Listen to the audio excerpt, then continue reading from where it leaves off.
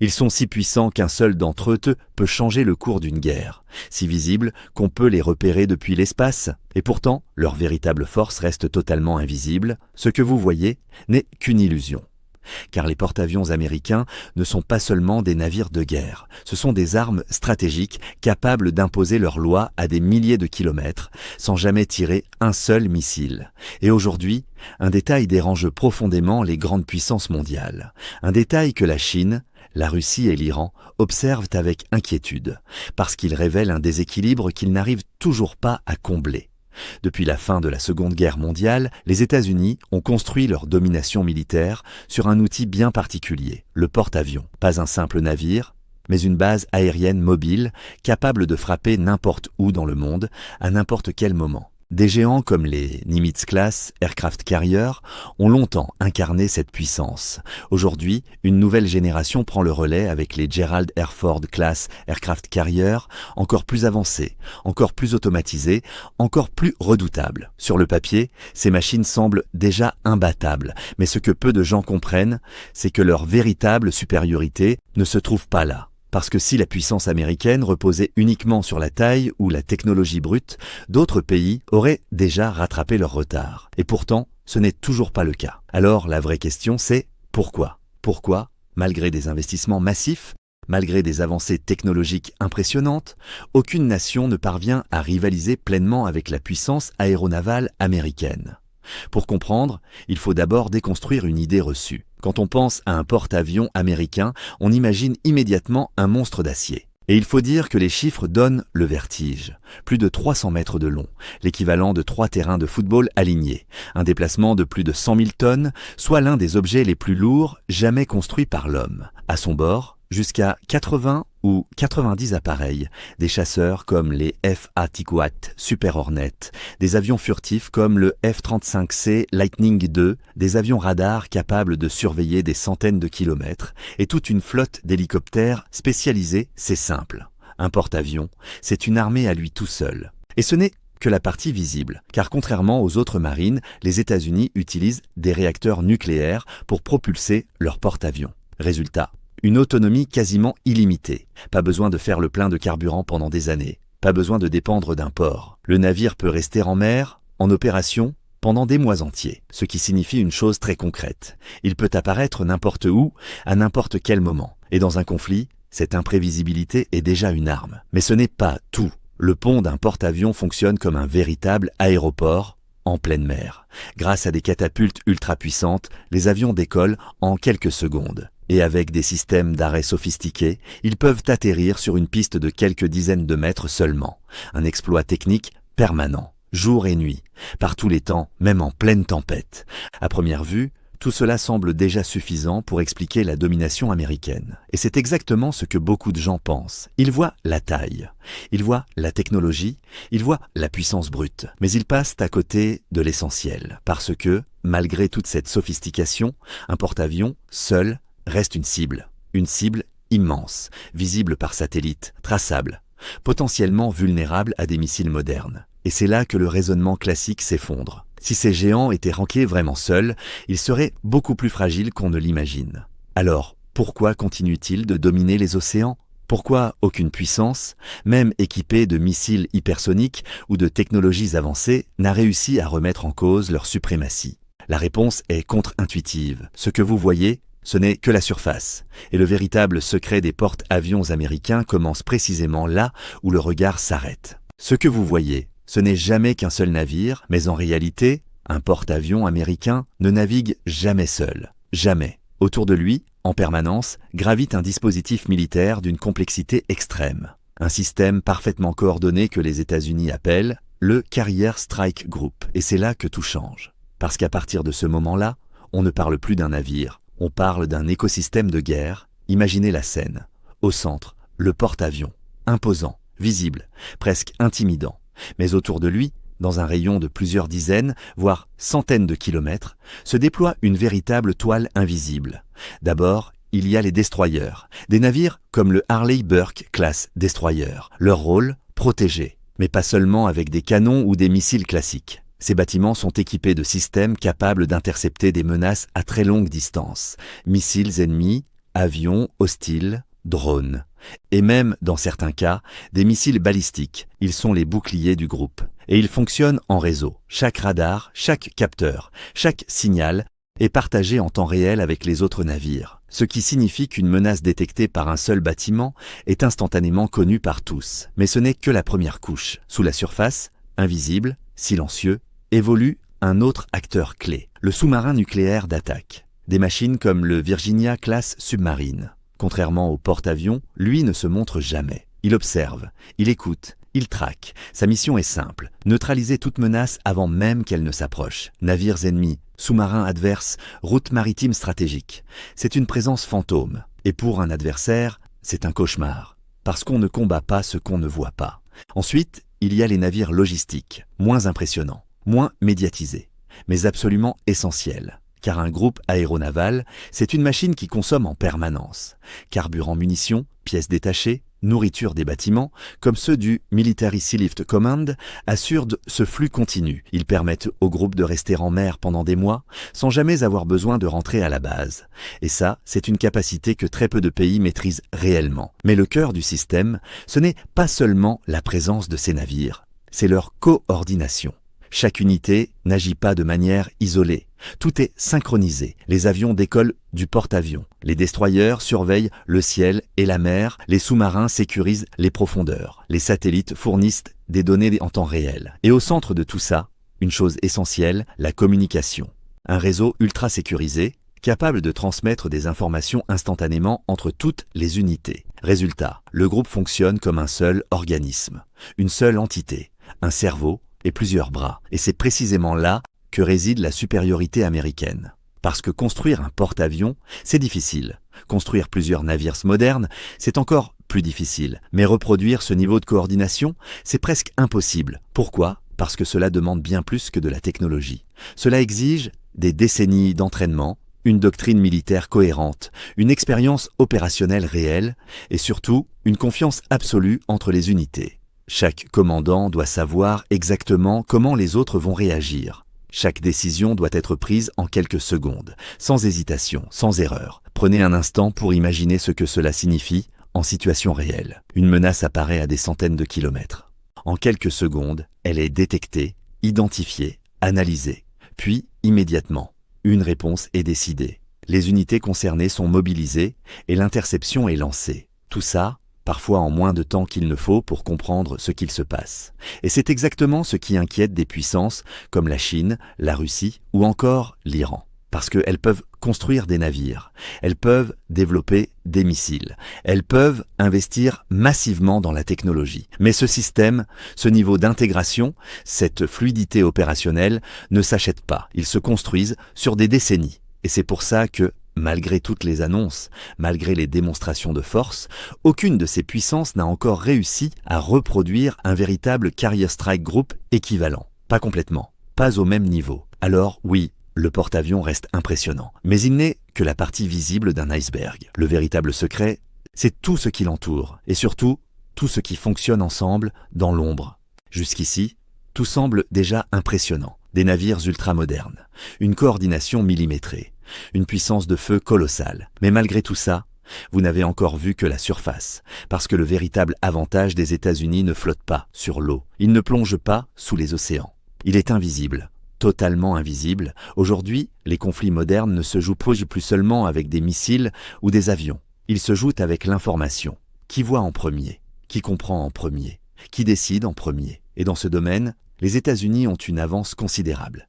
Imaginez un champ de bataille où chaque mouvement est observé en permanence. Depuis l'espace, des constellations de satellites surveillent la planète entière. Des systèmes comme le National Reconnaissance Office ou les réseaux liés au GPS fournissent des données continues, position des navires, activités militaires, déplacements stratégiques. Rien ou presque n'échappe à cette surveillance. Mais voir ne suffit pas. Encore faut-il comprendre. Et c'est là qu'intervient une autre couche, encore plus discrète, les avions de surveillance. Des appareils comme le E-2D Hawkeye, capables de détecter des menaces à des centaines de kilomètres. Ils ne se contentent pas d'observer, ils analysent, ils identifient, ils priorisent. Et ils transmettent ces informations en temps réel au groupe aéronaval. Ensuite viennent les drones, silencieux, endurants, difficiles à détecter. Ils peuvent rester en vol pendant des heures, voire des jours, observer une zone, suivre une cible, confirmer une menace sans jamais se faire repérer. Mais le véritable cœur de cette supériorité, c'est la fusion des données. Toutes ces informations, satellites, avions, navires, sous-marins, drones, sont centralisées, croisées, analysées, pour produire une seule chose, une vision complète du champ de bataille, une sorte de carte dynamique, en temps réel. Et cette carte change tout, parce qu'elle permet aux États-Unis de prendre des décisions plus vite que leurs adversaires, beaucoup plus vite. Dans un conflit moderne, la vitesse de décision est devenue une arme. Celui qui agit en premier prend l'avantage, celui qui hésite perd. Mais ce n'est pas tout.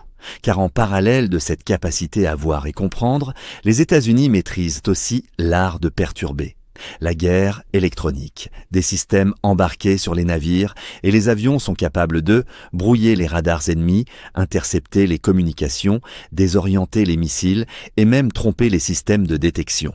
Concrètement, cela signifie une chose, l'adversaire peut être aveuglé, pendant que les États-Unis voient parfaitement. Imaginez un instant, vous êtes un commandant, vous savez qu'un porte-avions américain est dans la région, vous lancez une attaque, mais soudain, vos radars deviennent instables, vos communications sont brouillées, vos missiles perdent leur cible, et pendant ce temps, vous ne savez même pas exactement où se trouve votre ennemi. C'est ce qu'on appelle une guerre asymétrique de l'information.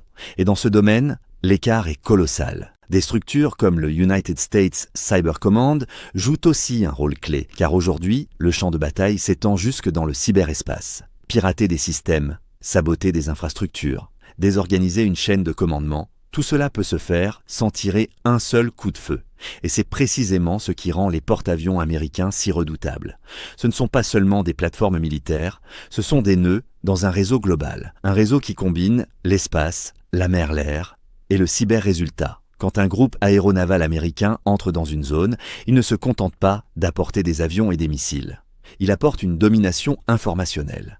Et cette domination crée un déséquilibre énorme. Parce que même si un adversaire possède des armes modernes, s'il ne voit pas clairement, s'il ne comprend pas rapidement, s'il ne peut pas communiquer efficacement, alors sa puissance devient inutile. C'est exactement pour cela que des pays comme la Chine investissent massivement dans leurs propres satellites, que la Russie développe des capacités de guerre électronique et que l'Iran mise sur des stratégies indirectes. Tous cherchent à combler ce retard. Tous cherchent à briser cette domination invisible. Mais pour l'instant, aucun n'a réussi à égaler ce niveau d'intégration. Parce que cette supériorité ne repose pas sur une seule technologie. Elle repose sur un système global. Un système où chaque élément renforce les autres. Et c'est là que se trouve le véritable basculement. Les porte-avions ne sont plus simplement des armes. Ils sont des centres nerveux, des hubs stratégiques, des plateformes capables de connecter et de dominer tous les champs de bataille à la fois. Et tant que cette supériorité invisible restera intacte, même les armes les plus avancées du monde auront du mal à rivaliser. Face à une telle domination, une question s'impose. Pourquoi les autres grandes puissances n'ont-elles pas déjà trouvé une solution ? Pourquoi la Chine, la Russie ou encore l'Iran, qui investissent des milliards dans leur armée, ne parviennent-elles pas à neutraliser cette menace ? La réponse est simple et inquiétante. Elles essaient. Depuis plusieurs années, ces pays développent des stratégies très concrètes pour contrer les porte-avions américains. Et leur logique est claire. Si on ne peut pas égaler le système, alors il faut le casser. Premier axe, les missiles longue portée. La Chine, par exemple, a développé des armes spécifiquement conçues pour détruire des porte-avions, des missiles dits tueurs de porte-avions. Parmi eux, le DF-21D, un missile balistique capable, en théorie, de frapper un navire en mouvement à plusieurs milliers de kilomètres. Et ce n'est pas tout. Le DF-26 étend encore cette portée. L'idée est simple, empêcher les porte-avions d'approcher, créer une zone interdite, une bulle de défense que les Américains ne pourraient pas franchir sans risque majeur. La Russie, de son côté, mise sur une autre approche, les missiles hypersoniques, des armes capables de dépasser Mach 5, voire bien plus. Comme le KH-47M2 Kinzhal. Ces missiles sont extrêmement difficiles à intercepter. Leur vitesse réduit drastiquement le temps de réaction. Leur trajectoire imprévisible complique leur neutralisation. En théorie, ils pourraient percer les défenses d'un groupe aéronaval. Quant à l'Iran, sa stratégie est différente, moins technologique, mais redoutablement pragmatique. L'Iran mise sur la saturation. Des essaims de drones, des missiles multiples, des attaques coordonnées depuis plusieurs directions. L'objectif n'est pas forcément de détruire un porte-avions, mais de submerger ses défenses, créer le chaos, forcer une erreur. Sur le papier, toutes ces stratégies semblent crédibles. Et elles le sont, elles représentent une vraie menace, une évolution du champ de bataille. Mais en réalité, aucune n'a encore fait ses preuves face à un groupe aéronaval américain complet.